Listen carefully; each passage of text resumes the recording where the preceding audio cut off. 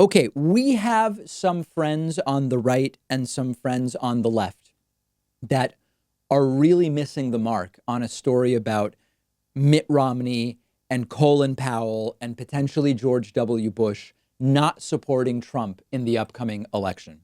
So here's what's going on. In the last 24 hours, there have been reports and interviews that former Republican President George W. Bush, current Republican Senator Mitt Romney, lifelong Republican Colin Powell, and some others will not be supporting the reelection of Donald Trump. Now, it's important to understand that that doesn't mean they're necessarily voting for Joe Biden. We'll get to that in a second.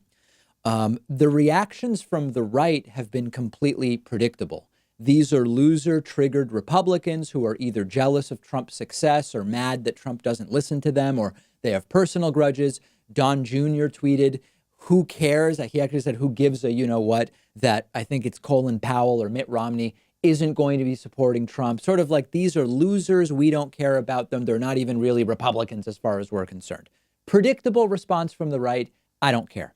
But sadly, I'm seeing some really bad takes on this from some people on the left, and they're mostly coming from the slice of the left that is virulently, irrationally anti-Joe Biden.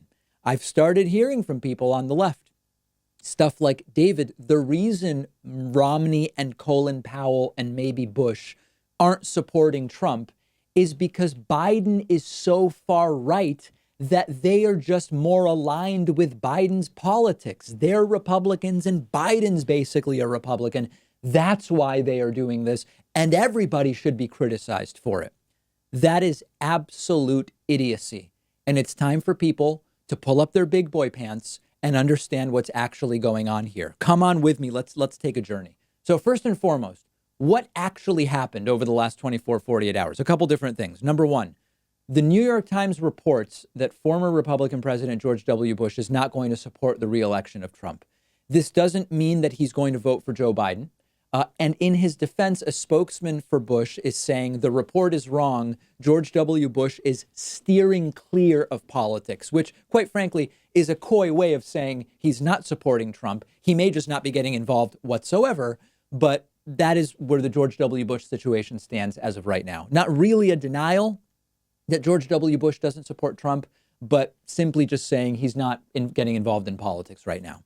Bush's brother, Jeb Bush, the former Republican governor of Florida, he says he's not sure who he's going to vote for. Mitt Romney, current Republican senator from Utah, will not endorse Trump, and was, by the way, Mitt Romney yesterday out with protesters in Washington, D.C. saying Black Lives Matter. Neither will late Senator John McCain's wife, Cindy McCain. She will not be supporting Donald Trump. And here's Colin Powell yesterday on CNN, straight up telling Jake Tapper he's voting for Joe Biden. And so we're not a country of just a president. We have a Congress. We have a Supreme Court. But most of all, we have the people of the United States, the ones who vote him in and the ones who vote him out. I couldn't vote for him in '96, and I certainly cannot in any way support President Trump this year. So, yeah, I know you didn't vote for him in 2016. I assume, based on the fact that you approved Joe Biden when then Senator Obama picked him to be his running mate in 2008, I assume you're going to be voting for Joe Biden? I'm very close to Joe Biden on a social matter and on a political matter. I've worked with him for 35, 40 years, and he is now the candidate, and I will be voting for him. So the reactions from some who have been writing to me have been, war criminal Colin Powell is voting for Biden. Two war criminals, no surprise. Or Republicans are voting for Biden because Biden's basically a Republican. This is an indictment of Joe Biden. Now, you can dislike Joe Biden. You can choose not to vote for Joe Biden. But the bad takes about this are really painful. Like, it's cringeworthy to watch. You've got people on the left, in the face of Republicans abandoning their own party for what they see as the good of the country. And the people on the left that are writing to me are criticizing these Republicans and criticizing Joe Biden. Come on, guys. You're looking foolish. For years, we've been saying, wouldn't it be great if some Republicans did what's right for the country instead of just checking the party orthodoxy.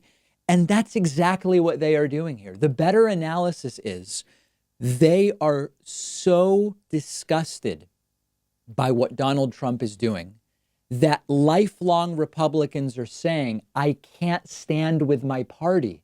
I can't actually just go with the party orthodoxy. I'm going to have to support someone else who I would normally never support, never mind publicly admitting it. And, reminder, Bush spokesman is denying this anyway. We don't know what's going on with George Bush, but it doesn't matter, certainly as far as Colin Powell goes and Mitt Romney. This should be viewed as a good thing. A Democratic candidate in the face of absolute totalitarian Donald Trump is a reasonable enough diplomat that lifelong Republicans are okay saying, this time around, I can't just check the box that my party wants me to check. I'm not with the lunatics like Ted Cruz. I'm not with, Tom Cotton and these whack jobs. I am going to think for myself and do what I see as good for the country. It should be applauded that they're doing this. Now, it's also a really bad example of post facto rationalization by some on the left who are now coming up with these criticisms. If Bernie convinced some Republicans to vote for him, it would be rightly cheered. If Biden does it, it's because Biden is a Republican. Come on, guys, give me a break. These guys are conservatives. They're not fascists. So they aren't going to support a president taking the country down a very dark path. And that's supposed to be an indictment of Biden?